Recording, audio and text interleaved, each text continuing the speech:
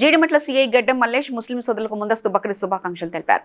బక్రీద్ పర్వదిన సందర్భంగా ఆవులు గేదెలు తీసుకెళ్లే వారి గురించి దగ్గరలో ఉన్న పోలీసు జీడిమెట్ల ప్రాంత ప్రజలకి శుభోదయం. ఈ నెల 7వ తారీఖు రోజు బక్రీద్ పర్వదినం ఉంది.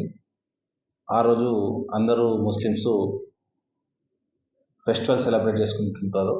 అయితే ఈ బక్రీద్కు వచ్చేసరికి పోలీస్ పాయింట్ ఆఫ్ వ్యూలో ఇంపార్టెన్స్ ఏముంటుందంటే, ఈ కొన్ని సందర్భాల్లో ఆవులు లేగదూడలు కూడా తీసుకెళ్తున్నారని కొన్ని సమాచారం వస్తూ ఉంటుంది.